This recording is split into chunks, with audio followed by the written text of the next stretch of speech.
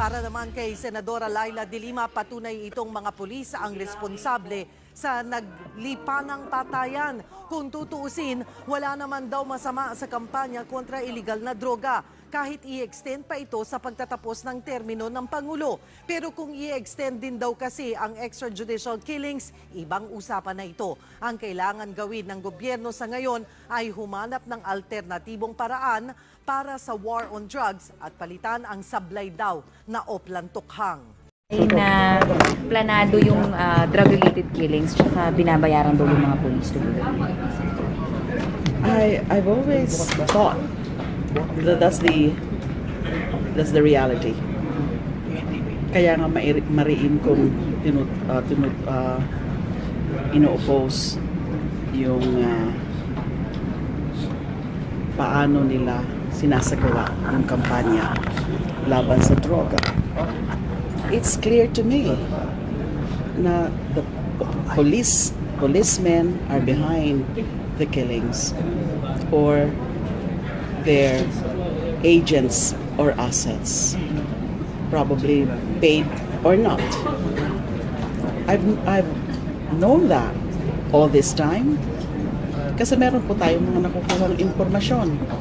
And I wanted it nga sana na yun ang matukoy noong EJK hearings. Unfortunately, nagkaroon nga ng stop at terminate na nga yung proceedings na yun, yung hearings. Pero yung policemen mismo yung paid, ma'am? May ganun kayong rin nakuha information na they're killing because they're paid? Some information I got, but that not validated. Ano yung implication? So saan nanggagaling yung pera na yan? Kailangan naman pinupondohan ng pribadong mga personalidad. That's why I've always maintained also that these cases of EJKs and summary executions are state-sponsored. State-inspired, state-tolerated, state-sponsored. Sila mismo, and then posible na binabayaran. But I don't have proof on that at this point, but there have been some information coming in about that. So ma'am, ano rin yung significance nung report ng Amnesty International kung wala din daw silang ebidensyang ito? Well, kasi yung marami naman pwedeng i-establish katulad ng mga naging pronouncements ng Pangulo, pronouncements ni PNP Chief De La Rosa, na kahit binabawi nila once in a while, ay meron din naman mga ilang instances na klarado yung mensahe ng Pangulo na, tolerating the killings. So pwede yun. Kasi pinapabawi nga natin yan, inihintay na natin yung talagang instruction na tapusin na o hinto na yung pagpatay. Stop the killings. Yun lang dapat gawin. Sabihin lang ng malinaw ng Pangulo yung katagang yan. Stop the killings. And mawawala yan. Yun ang solusyon. But the fact that he doesn't want to do it, ibig sabihin, yun talaga, ginagawa nila. Yun talagang instruction. So dapat ba ma-alarming Duterte administration by this report of the Amnesty? Yes.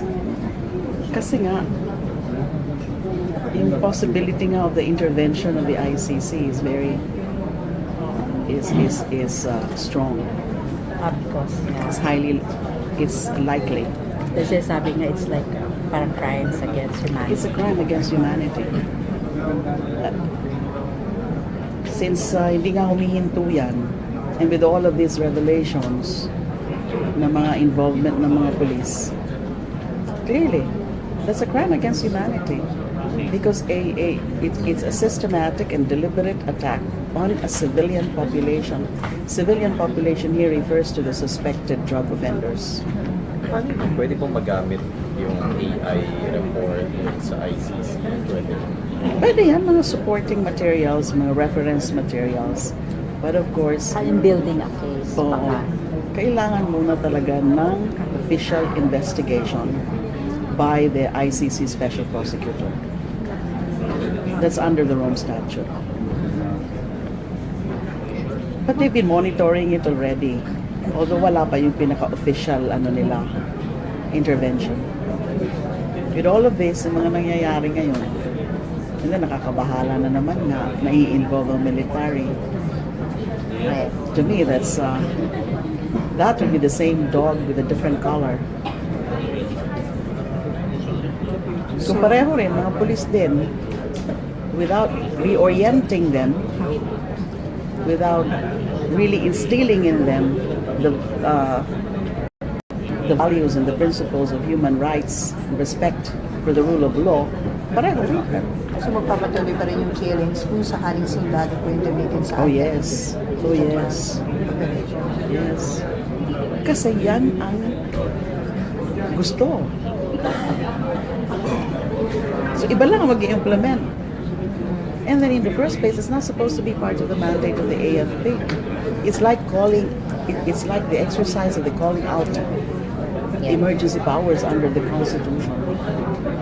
Pero kailangan malinaw na ang purpose is to suppress lawlessness or lawless violence. Patunayan mo na yan. Do we really have a state of lawlessness? O dahil may lawlessness ngayon dahil sa patayan? So pwedeng ma-question yun, ma'am. Yes, I should say so. Tapos, nung your action lang nag-resurface si Mang Kao, meron pa ba siyang pwede? Bakit May po silbi ko pa ba siya? tinatanong? Di ba hinahanap mo ng time? Oo. May silbi Oo, pa ba siya? nakatakas pa yan. Oo, di ba? Finally, bakit lumantad siya ngayon? Ma'am, may nasa-sense ka ba na posibleng gamitin si Colonel Mangao against you? That's not at all an impossibility. So, At the rate that this administration is doing anything and everything within its powers para lang ipatupad yung gusto ng Pangulo na siraan ako talaga. And I'm prepared always for the worst now. Alam ko naman na hindi pa tapos yan eh.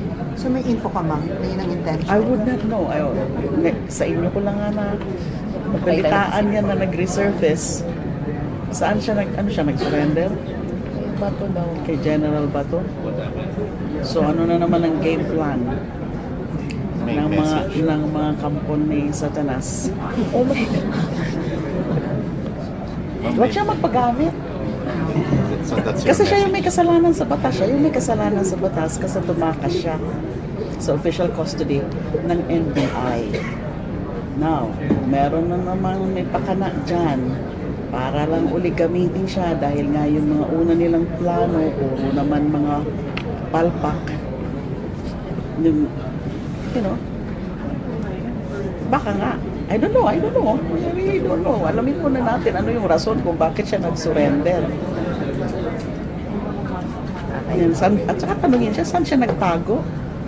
Fugitive siya, saan siya nagtago? Hindi basta-basta na lang, nag-fugitive ka, and then you resurface, and then quiet ka, hindi mo sasabihin sa taong bayan kung saan ka nanggaling. Dapat kasama niyan, siguro may batas dapat, no? Yung Tell all. pag nagre-resurface ang isang fugitive. To tell all. Ma'am, di ba ginawa na rin ni Senator King? No comment. Pumunta ka dun eh. No comment. Okay. Alamin muna natin, ano yan? Ano na naman yan? Tunay ba talaga yan? O for show yan? Ano yan? Anong drama na naman yan? Alas na naman ba nila yan? Hindi, whatever it is, whether or not ganun nga, ano ko na lang yan, sanay na ako. Okay. Thank you, ma'am. Thank you. Thank you, ma'am. Mismong mga aktibong pulis sangkot daw sa mga pagpatay base sa investigasyon ng human rights group na Amnesty International. Lumabas na ilang hired killer daw ang umaming binayaran sila ng mga pulis sa presyong 10 hanggang 15 piso kada ulo. Umalma naman si PNP Chief Ronald Bato de la Rosa sa aligasyon na anyay paninira lang sa Administrasyong Duterte. May report si Rafi Tima.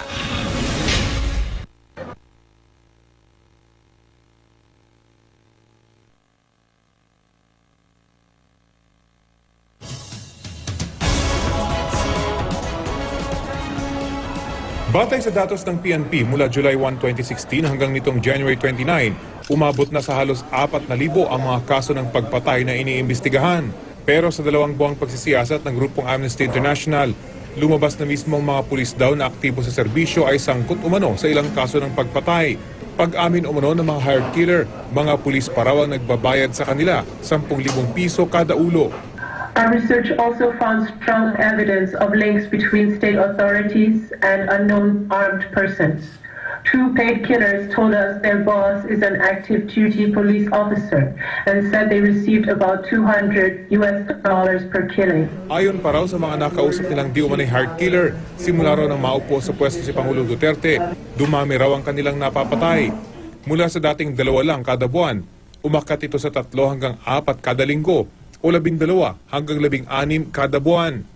Hindi na ibinunyag ng Amnesty International ang pagkakakinanlan ng mga hired killer para sa kanilang seguridad. Sa 33 kasong inimbestigahan ng grupo, 20 ay sakop ng police operation.